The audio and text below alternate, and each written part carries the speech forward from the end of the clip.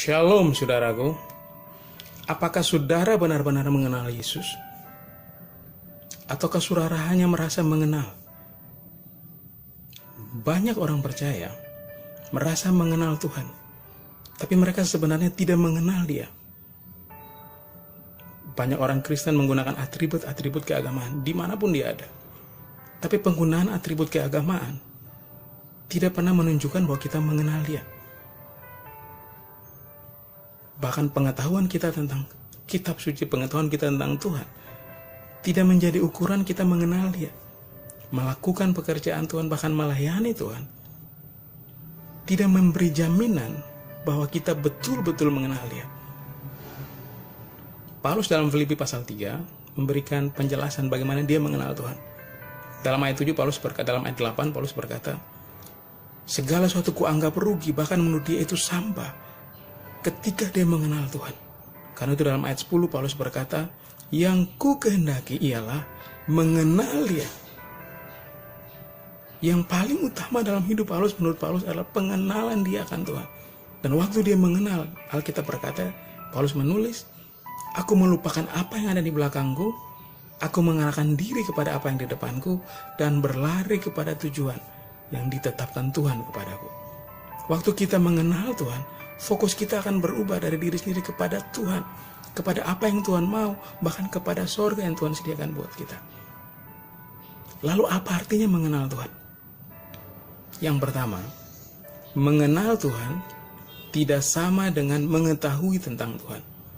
Mengenal Tuhan tidak sama dengan mengetahui tentang Tuhan. Pengetahuan akan Tuhan bukan jaminan pengenalan kita akan Tuhan.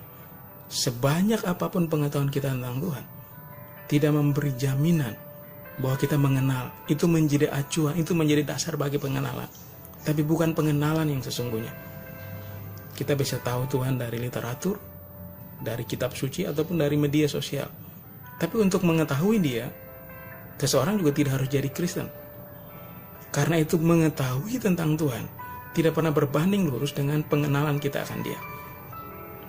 Yang kedua, mengenal Tuhan tidak sama dengan melakukan pekerjaan Tuhan, bahkan melayani Tuhan. Melayani Tuhan atau melakukan pekerjaan Tuhan, itu hanya bagian kecil dari dampak, dari akibat pengenalan. Tapi itu bukan pengenalan yang sesungguhnya. Kita taat melakukan perintahnya, jauhi larangannya, bahkan melayani Tuhan. Itu belum memberi jaminan bahwa kita benar-benar mengenal Dia.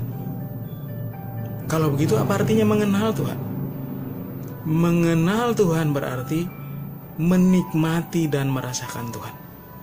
Mengenal Tuhan berarti menikmati dan merasakan Tuhan. Kita akan tahu siapa Tuhan waktu kita menikmati Dia.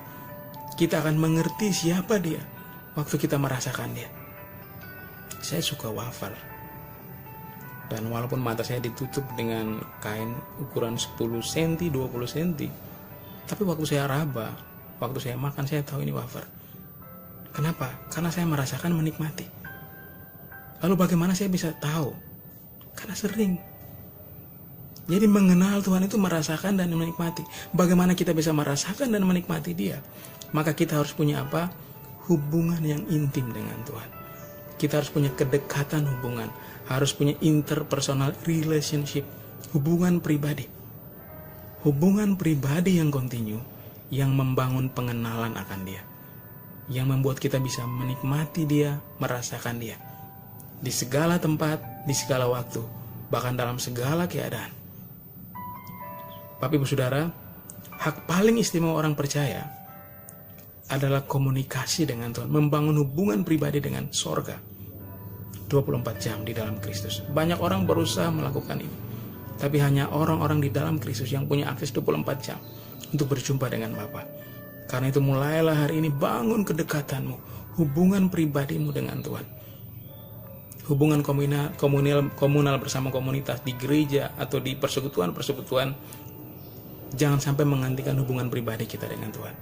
Karena lewat hubungan yang interpersonal dengan Bapa, kita menikmati dan merasakan Dia.